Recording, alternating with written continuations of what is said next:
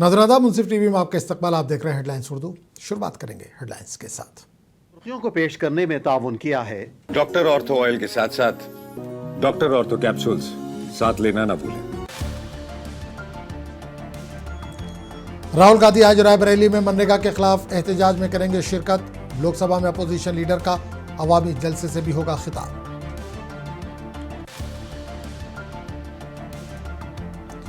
नितिन नवीन आज लेंगे बीजेपी सदर के ओहदे का जायजा। वजीर आजम, वजीर दाखिला समेत कई अहम शख्सियात करेंगी शिरकत।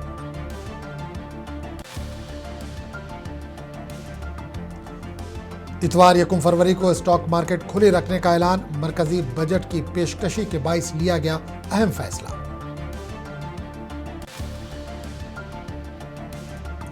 एसआईआर को लेकर टीएमसी और बीजेपी में लफ्जी जंग।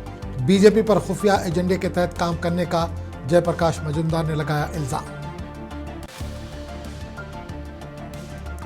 काबुल के चीनी रेस्टोरेंट में धमाका, 7 अफराद हलाक, 1 दर्जन से ज्यादा जख्मी, तहकीकात जारी।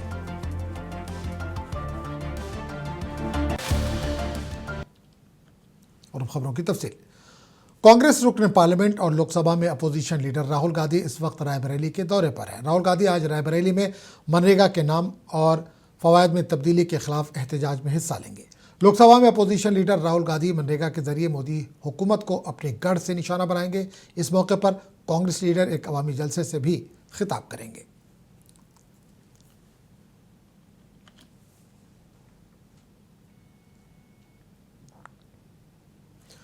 अगरचे 2027 के उत्तर प्रदेश असेंबली इंतखाबात की तारीखों का अभी ऐलान नहीं हुआ है, लेकिन रियासत में सियासी जमातों ने अपनी सरगर्मियां तेज कर दी हैं। समाजवादी पार्टी ने आज एक अहम मीटिंग बुलाई है। इतलात के मुताबिक एसपी सदर और उत्तर प्रदेश के साबिक वज़ीर आला अखिलेश यादव ने 2027 के असेंबली इंतखाबात की तैयारियों का जायजा लेने के लिए ये मीटिंग लखनऊ में बुलाई है। पार्टी के तमाम अरकान पार्लियामेंट और अरकान असेंबली को इजलास में शिरकत की दावत दी गई है। बताया गया है कि ये मीटिंग दोपहर 12 बजे एसपी हेडक्वार्टर लखनऊ में होगी। इस मीटिंग में पार्टी सरबराह अखिलेश यादव 2027 के उत्तर प्रदेश असेंबली इंतखाबात के लिए मुस्तकबिल की हिकमत अमली पर पार्टी अहदेदारों और अरकान पार्लियामेंट के साथ तबादला ख्याल करेंगे।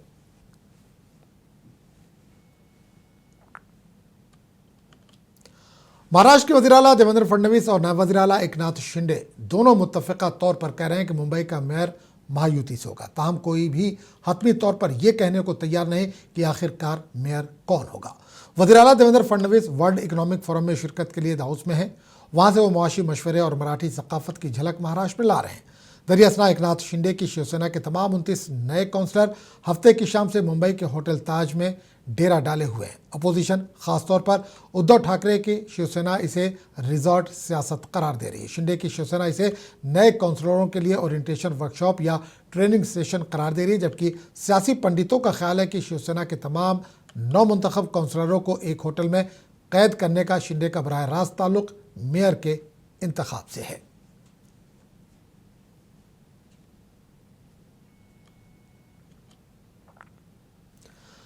नितिन नवीन आज बीजेपी के कौमी सदर के ओहदे का जायजा लेंगे। 2024 के लोकसभा इंतखाबात के बाद मरकजी काबीना में नड्डा की शमूलियत के बाद से यह ओहदा खाली था। नितिन नवीन का बिला मुकाबला इंतखाब अमल में आया है। इन्हें कम उम्री में सदर के ओहदे पर फायज होने का एजाज़ हासिल है। नितिन नवीन बीजेपी हेडक्वार्टर में हलफ लेंगे। वज़ीर आज़म मोदी, वज़ीर दाखिला अमित शाह, मरकजी वज़रा, बीजेपी की हुकूमत वाली रियासतों के वज़रा आला समेत कई अहम शख्सियात इसमें शिरकत करेंगी।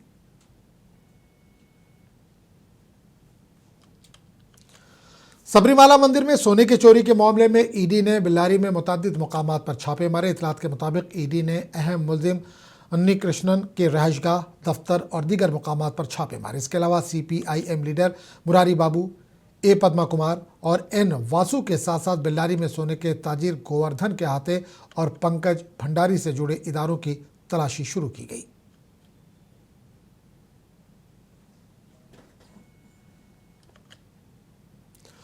फौज ने सिंहपुरा इलाके में जारी इंसदाद दहशतगर्दी ऑपरेशन में मारे गए खुसूसी दस्तों के हवलदार गजेंद्र सिंह को आखिरी खराज अकीदत पेश किया। वाज़ेह है कि गजेंद्र सिंह ने 18 और 19 जनवरी की दरमियानी रात को ऑपरेशन सिंहपुरा में इंसदाद दहशतगर्दी ऑपरेशन को बहादुरी से अंजाम देते हुए अपनी जान की कुर्बानी दी थी।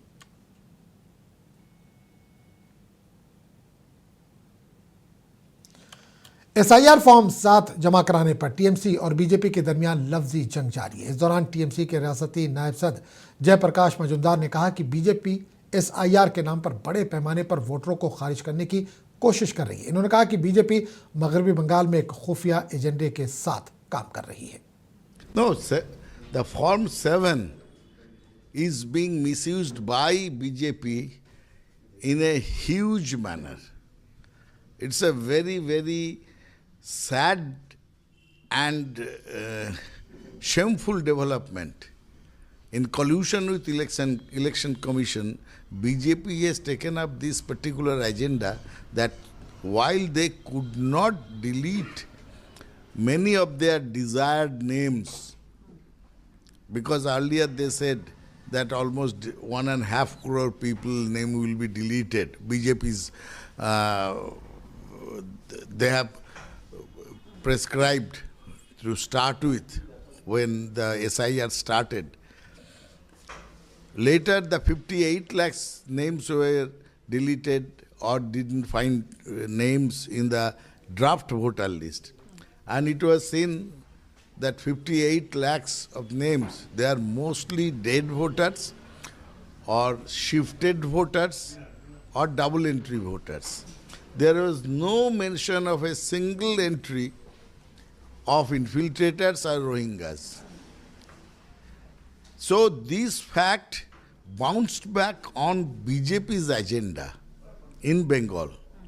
So therefore they have taken up a second plan B, that let us use Form 7 in mass quantity, and urged upon the election commission that BJP activists, when they will take the Form 7, you accept them. And election commission issued that such thing. I mean, surprisingly, breaking all their own rules, the protocols. They said, whoever will come with whatever number of 7 form, you will accept it. But what is the rule? That booth level agent can submit maximum 10 forms of 7 form, 10 number forms per day, and individual. Supreme court ने पीर को मध्य प्रदेश की हुकूमत को हिदायत दी कि वो operation सिंदूर के बाद किए गए हिंदुस्तानी फौज की अफसर कर्नल सोफिया कुरैशी को निशाना बनाने वाले मुबैना काबिल एतराज़ रिमार्क्स के लिए रियासती वजीर कुंवर विजय शाह के खिलाफ कानूनी चाराजोई की मंजूरी देने के बारे में 2 हफ्तों के अंदर फैसला करे। शाह कुरैशी को निशाना बनाते हुए मज़ाक़-ए-ख़ेज़ और काबिल एतराज़ रिमार्क्स के लिए रियासती वजीर को सुप्रीम कोर्ट की जानिब से मुकर्रर करदा SIT तहकीकात का सामना करना पड़ा। चीफ जस्टिस सूर्यकांत और जस्टिस दीपांकर दत्ता और बागची पर मुश्तमिल बेंच ने नोट किया कि खुसूसी तहकीकाती टीम ने अपनी तहकीकात मुकम्मल करके हतमी रिपोर्ट पेश कर दी है। ताहम मजीद कार्रवाई रोक दी गई क्योंकि रिपोर्ट BNS के दफ़ा 196 के तहत रियासती हुकूमत की लाजमी मंजूरी का इंतज़ार कर रही है, जो फ़िरका वाराना मुनाफरत और बदनीयती को फ़रोग़ देने से मुताल्लिक़ है।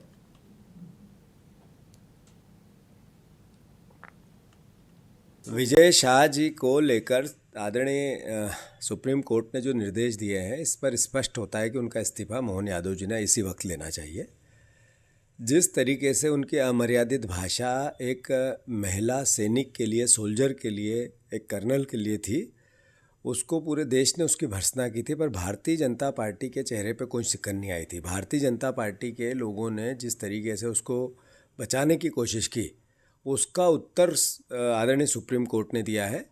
जितनी जल्दी हो उनका इस्तीफ़ा होना चाहिए, और जो FIR की बात जो होने के बाद जो मुकदमा चलने की प्रोसेस है, वो सरकार को चालू करना चाहिए। अगर अब ऐसा नहीं करती है सरकार, तो इसका मतलब है वो कोर्ट को भी नहीं मानती। लोकसभा के स्पीकर ओम बिरला ने कानून साज इदारों पर अवाम के एतमाद को मजीद मजबूत करने की ज़रूरत पर जोर देते हुए कहा कि इन जमहूरी इदारों को ज़्यादा काबिल एतबार और अवाम के सामने जवाबदेह बनाने की जिम्मेदारी प्रिजाइडिंग अफसरान और मुंतखब नुमाइंदों पर आयद होती है। लखनऊ में 86वें all India presiding officers conference से खिताब करते हुए उन्होंने ये बात कही। मंडलों की विशेषज्ञता की, गरिमा की, प्रभावशालीता की, इसलिए सम्मेलन जिस धरती पर हो रहा है हम नई ऊर्जा लेकर जाएं। आने वाले समय में हमारे लोकतांत्रिक संस्थाओं के भविष्य, उनकी प्रतिष्ठा मर्यादा बढ़े, इसके लिए हम 2 दिन तक यहां पर चर्चा करेंगे। 2015 में इसी विधानसभा में पीठासीन अधिकारियों के सम्मेलन में जो चर्चा हुई थी, संवाद हुई थी कि राज्य की विधानसभाओं में प्रौद्योगिकी का उपयोग किया जाए, उनको पेपरलेस विधानसभा बनाया जाए, विधानसभा की कार्रवाइयां, लोकतांत्रिक संस्थाओं की कार्रवाई जनता की पहुंच तक पहुंचे और लोगों का विश्वास, भरोसा लोकतांत्रिक संस्थाओं की ओर बढ़े। आज हम 2026 में जब यहां पर बैठे हैं, जब देश की सभी राज्य की विधानमंडल पेपरलेस हो चुके हैं, सभी विधानमंडलों की कार्रवाई की सीधा प्रसारण होता है और नए इनोवेशन के साथ विधान मरकजी बजट 2026-27 की वजह से इतवार 1 फरवरी स्टॉक मार्केट खुली रहेगी।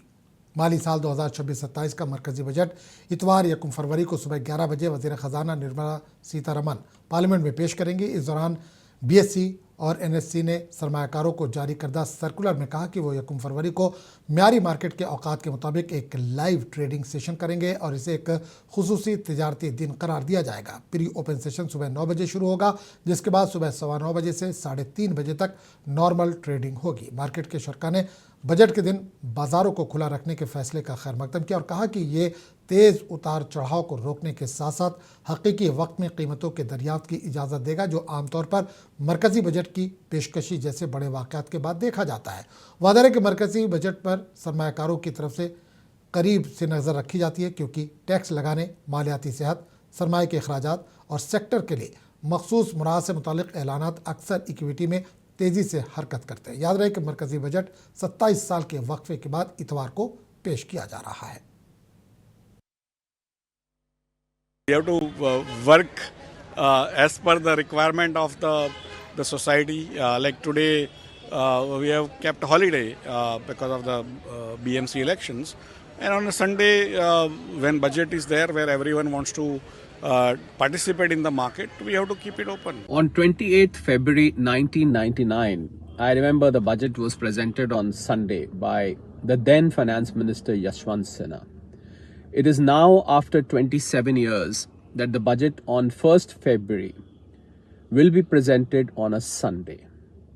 And because the budget would be presented on Sunday, so how could the stock markets decouple themselves from such a landmark day or such a landmark announcement? So the stock markets are going to be open on 1st of February, that is Sunday, which is a usual holiday for stock markets. So all the trade. सर्दी की लहर ने कौमी दारुल-हुकूमत को पूरी तरह से अपनी लपेट में ले लिया है। दिल्ली के मुख्तलिफ इलाकों में सुबह 6 बजे के बाद भी घनी धुंध के बाइस गाड़ी चलाने वालों को शदीद मुश्किलात का सामना रहा। ओहदेदारों के मुताबिक घनी धुंध और सर्दी के बाइस कम अज़ कम दर्जा हरारत में कमी आई है। इंदिरा गांधी इंटरनेशनल एयरपोर्ट के अतराफ भी हद निगाह काफ़ी कम हो गई है, जिसकी वजह से ओहदेदारों ने गाड़ी चलाने वालों को एहतियात बरतने का मशवरा दिया। इस दौरान आलूदगी की सतह में भी इजाफा हुआ है, जिससे शहरियों को दोहरे मसाइल का सामना है। मुंब्रा में 27.21 करोड़ रुपए की मालियत का मेफेड्रॉन जब्त किया गया है, जबकि इस सिलसिले में एक बैन रियासती पैडलिंग रैकेट का पर्दाफाश किया गया। अहदेदारों ने कहा कि थाना पुलिस कमिश्नरेट के तहत पुलिस स्टेशन की सतह पर मंशियात की यह सबसे बड़ी खेप है। डिप्टी कमिश्नर पुलिस सुभाष ने बताया कि एक इत्तला की बुनियाद पर मुंब्रा पुलिस की NDPS स्क्वाड ने अस्पताल के करीब एक इलाके में जाल बिछाकर एक शख्स को 23.5 ग्राम मेफेड्रेन के साथ पकड़ लिया है। डीसीपी ने कहा कि हमारी तहकीकात से मध्य प्रदेश से थाने तक बराह रास्त सप्लाई चेन का पता चला। गिरफ्तार किए गए शख्स से पूछताछ ने पुलिस को सप्लाई करने वाले राम सिंह, अमर सिंह गुज्जर और कैलाश शंभू तक पहुंचाया। इन दोनों का ताल्लुक मध्य प्रदेश से है। मुंब्रा पोलीस स्टेशनने एक अतिशय उत्कृष्ट कामगिरी केलेली आहे। त्यांनी त्यांची जी नार्कोटिक्सची टीम आहे त्याचे अधिकारी यांनी सिनियर पीआय शिंदे यांच्या नेतृत्वाखाली एक एमडीची केस केलेली आहे। याच्यामध्ये 13 किलो 629 ग्रॅम एमडी त्यांनी जप्त केलेली आहे। त्याचे व्हॅल्युएशन आत्ताच्या मार्केटमध्ये सध्या 27,21,77,000च्या आसपास आहे आणि हा मुद्देमाल जप्त करून त्यांनी एक गुन्हा रजिस्टर केलेला आहे 46/2026 एनडीपीएस चे कलम 8क 22ब आणि 29 प्रमाणे हा गुन्हा दाखल केलेला आहे। मुंब्रा पोलीस स्टेशनने एक अतिशय उत्कृष्ट काम। गुजरात का तंबाकू उगाने वाला खित्ता मरकजी बजट का बेचैनी से इंतजार कर रहा है। चिरू खित्ते के अजला में एक खेड़ा के किसान काफ़ी परेशान हैं। हुकूमत की जानिब से पिछले साल तंबाकू पर 40% जीएसटी लगाने के बायस किसान परेशान हैं। मरकज़ ने अब तंबाकू पर इजाफी एक्साइज ड्यूटी का ऐलान किया है जो 1 फरवरी से लागू होगा। किसानों का कहना है कि इकदाम इस शोबे को तबाह कर सकता है। कई किसान और ताजिरों ने कहा कि अगर हुकूमत कोई रिलीफ फराहम नहीं करती तो उनके पास तंबाकू का कारोबार छोड़ने के अलावा दूसरा कोई रास्ता नहीं बचता। मौके पर पहला 28% जीएसटी था, अब 40% डाल दिया है और 1 फरवरी से वो एक्साइज ड्यूटी डालते हैं 18%। तो दोनों मिला के सब एक्साइज ड्यूटी और जीएसटी मिला के 64 रुपया, 100 रुपये में 64 रुपया सरकार को मिलेगा। तो व्यापारी के पास इतना तो पैसा वाइट में होता नहीं है जो इतना बढ़ सकेगा। तो बड़ा व्यापारी अब ये सोच रहे हैं कि धंधा हम खत्म करें, बंद करें। अमुक व्यापारी तो जीएसटी नंबर भी कैंसिल करवा दिया है। तो सरकार को एक ही रखना चाहिए, क्या तो वो एक्साइज ड्यूटी रखे या जीएसटी रखे।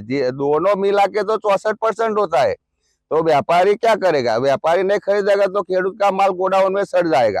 खेती में ज़्यादा से ज़्यादा खर्च, एक एकड़ में 30 से 40 हज़ार रुपया हमारे खर्च आता है। मजदूर वर्ग ज़्यादा पैसा मांगता है, हम कहाँ से सभी का पूरा करेंगे?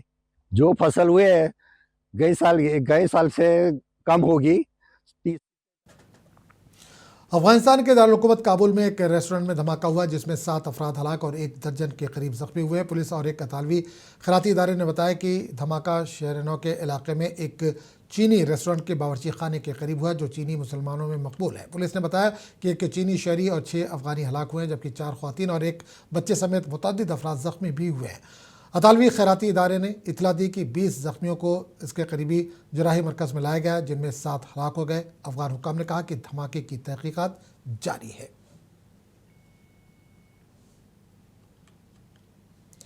चिली के जंगलात में आग लगने से अभी तक 19 अफराद हलाक जबकि 1500 से ज़ायद अफराद बेघर हो चुके हैं। आफात की रोकथाम के कौमी खिदमत ने कहा कि जनूबी अमरीकी मुल्क में जंगल की आग अभी भी सरगर्म है। इस दौरान चिली के सद गैरेल बोरिक ने वस्ती बायोबो और पड़ोसी इलाकों में तबाही की हालत का ऐलान किया। हंगामी अहदेदार जंगल की आग पर काबू पाने के लिए फौज के साथ इक़दाम में मसरूफ़ हैं। बोरिक ने अपने एक्स अकाउंट पर कहा कि मौसमी हालात ख़राब है जिसका मतलब है कि कुछ आग दोबारा भड़क सकती है।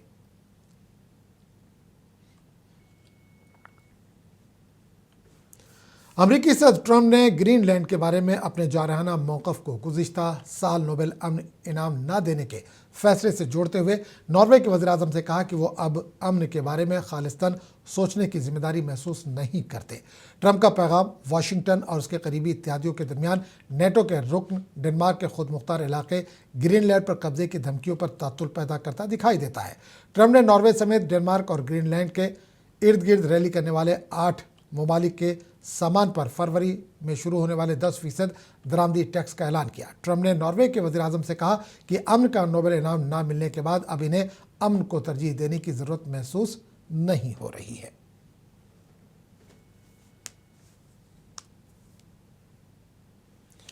ईरान में जारी शदीद एहतजाज, सिक्योरिटी क्रैकडाउन और मौसलाती बंदिश के दरमियान वहाँ मुकीम हज़ारों हिंदुस्तानी शहरियों की सलामती एक बड़ा चैलेंज बन गई है। ऐसे नाजुक हालात में हिंदुस्तान ने एक बार फिर अपनी फाल सिफारतकारी और इंसानी हमदर्दी पर मबनी पॉलिसी का मुजाहरा करते हुए ईरान से अपने शहरियों की महफूज वापसी के लिए बड़े पैमाने पर इक़दाम शुरू कर दिए हैं।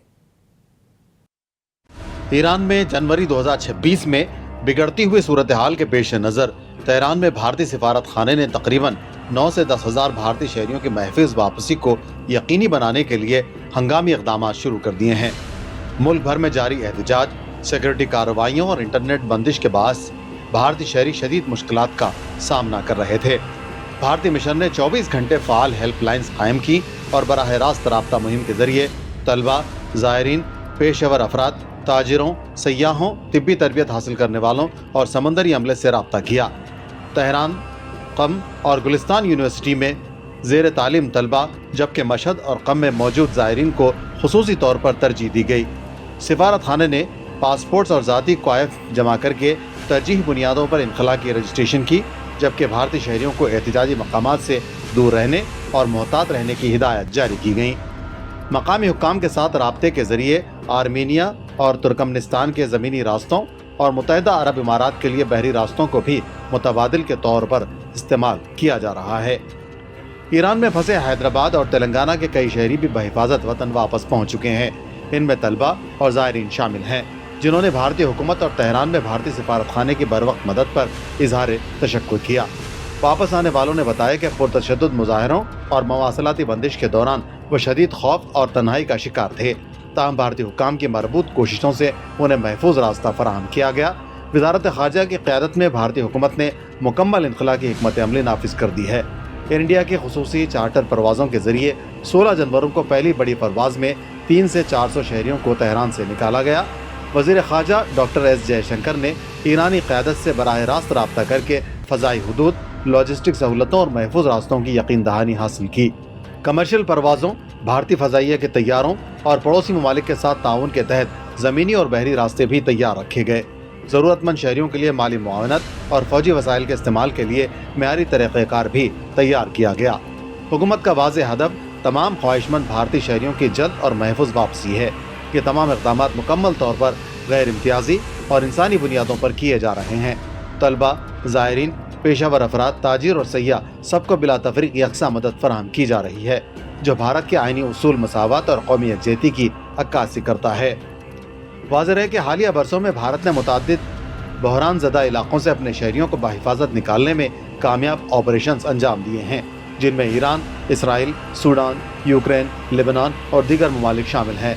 गुज़िश्ता 3 बरसों में तकरीबन 28,000 भारतीय शहरी मुख्तलिफ तनाज़ात से महफूज वापस लाए जा चुके हैं। दरियासना वजारत खारजा ने ईरान के लिए सख्त सफ़र न करने की एडवाइजरी जारी की है। भारतीय शहरियों को हिदायत दी गई है कि वह फौरी तौर पर दस्तियाब रास्तों से ईरान छोड़ दें, सिफारत खाने में इंदराज करवाएं, सफरी दस्तावेज़ात तैयार रखें और सरकारी ज़राए से राब्ते में रहें। भारतीय हुकूमत का कहना है कि वो सूरत हाल पर मुसलसल नज़र रखे हुए है और बैरून मुल्क मौजूद हर भारतीय शहरी की सलामती उसकी अव्वली तरजीह है। ब्यूरो रिपोर्ट, मुंसिफ टीवी। तमिलनाडु के तिरुनेल वैली के टाइगर रिजर्व में शुरू होने वाली शेरों की 6 रोज़ा मरदमशुमारी के बाद यहाँ ज़ायरीन का दाखिला रोक दिया गया। मरदमशुमारी में शेरों की आबादी, नकलो हरकत, पग मार्क्स, बराह रास्त देखने और कैमरा ट्रैप्स का इस्तेमाल किया जाएगा। मशक के बाद जमा किया गया data national tiger conservation authority को भेजा जाएगा।